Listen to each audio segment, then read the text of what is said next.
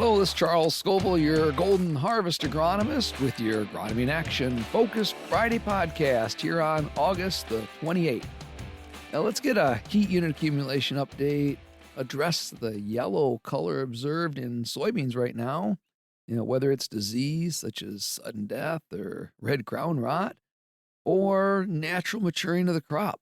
We'll discuss southern rust and finally walk through the most important question today. Is it too late to spray a fungicide on my corn? So, as far as the current heat unit accumulation, basing it on that planting date of May the 1st in the East Lansing area, we've now accumulated 2,124 heat units.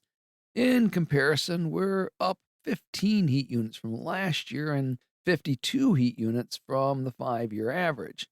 Now, going south to Coldwater, which, really is also reflective of my northern Indiana and northern Ohio areas, we're just 2 heat units ahead of last year and 29 ahead of the 5-year average. Finally, if we go north to the Mount Pleasant area, we're still 10 units behind last year, but 60 units ahead of the 5-year average. So, as a whole, we do continue to be ahead of the average for heat unit accumulation this year. As for my travels these past 2 weeks, one of those weeks was actually spent overseas. So for our 30th wedding anniversary, my wife and I, we took a bucket list trip and visited Ireland. It was a ag-based trip where we had the chance to visit places such as the dairy that produces the cream for Bailey's Irish Cream. We walked through a feed mill to learn about their imports of corn to make feed and concentrates for their livestock operations, watched herding dogs work sheep on the farm, learned about barley production and how it becomes beer and whiskey. And of course, we consumed a few samples of the finished products from this process. And then we got a chance to talk to farmers about their use of pasture grazing and their focus on sustainability. In addition to a lot of barley production, they also raise silage maize, and that's primarily because they just don't get enough heat units to raise dry corn, and something called fodder beets that look a lot like our sugar beets. It's truly a beautiful country with great food and drink, and boy, just some amazing scenery. But back in the States this week, it is that plot walk season and field day season for us. So far I've been in the tip of the thumb and also down in South Central Michigan for meetings, boy, with many, many more to come in, really across all 3 states in the next coming weeks. Now, in these travels this week, I'm seeing a lot of yellow colors start to show up in soybean fields, and I'm getting the question of whether the soybeans are just starting to turn naturally or is there something wrong? The shorter answer is yes, and it depends. So the longer answer revolves around getting out of your truck and walking out into those fields. Now, this week in walking soybean fields, I've seen a lot of sudden death syndrome showing up. And even actually some white mold. I have also seen parts of the fields where either moisture stress happened early in the season and maybe we've got some compaction in those areas or root disease issues. And then also those high spots in the field that boy, they've just simply run out of moisture and have started to die down. What I would say is that natural soybean maturation is really best when it happens uniformly across your entire field. I've seen a few April planted fields that, they selected early season varieties for those fields with the idea of maybe getting harvest started early for the planting of their wheat crop into those fields. And yeah, those are starting to turn naturally. But unfortunately, this is more the exception than the rule across many soybean fields this year. In most cases, the fields are turning yellow in patches, versus that turning uniformly. And in those cases, there's usually other things going on in those fields. So if this is the case on your farms, boy, I just highly recommend a walk into those fields with a shovel and a knife and just do some investigation. If you think you have sudden death in your soybeans, take a minute to listen to the last episode of this podcast where I talked about the symptoms and scouting methods for identifying SDS.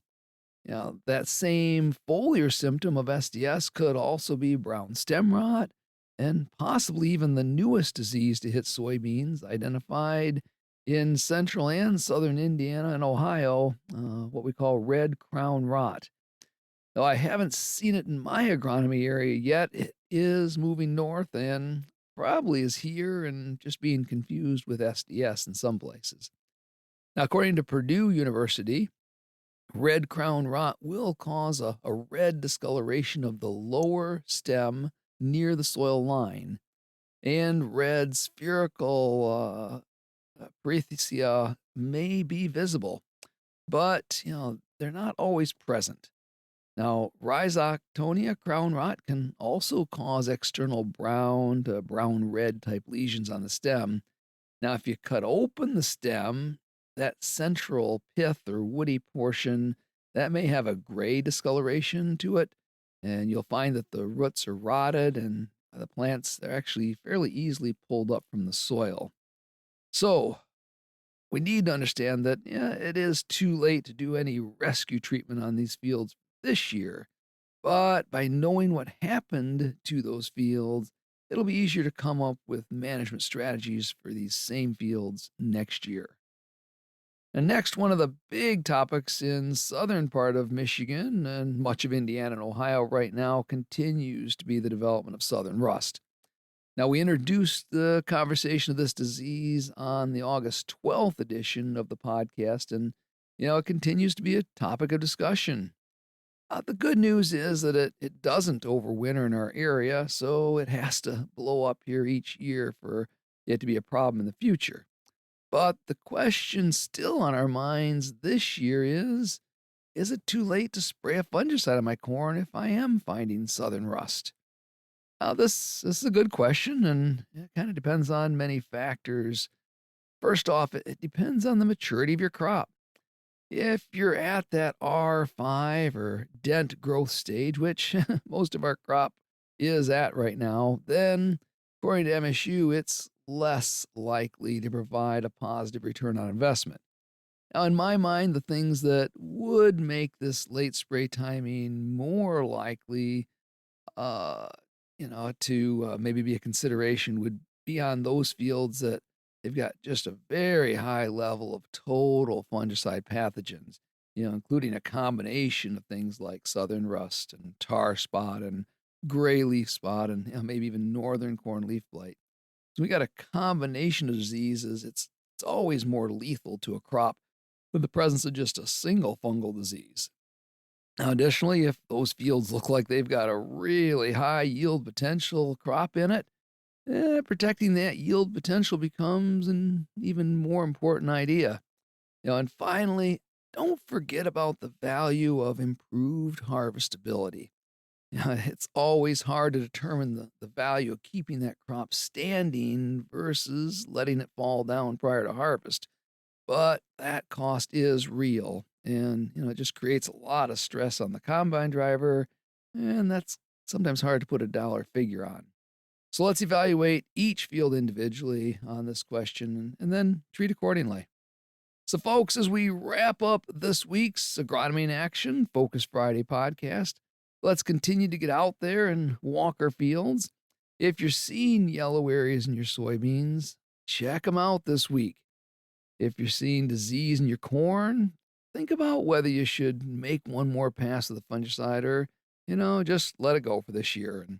And finally, if you get a chance to visit one of our Golden Harvest Seed Advisors field days, please consider taking the time to stop on by and say hi. I love catching up with all of our customers at these events and just hearing how our products are performing on your farms each year. This is Charles Scoble, your Golden Harvest agronomist, with your Agronomy in Action Focus Friday. Have a great week.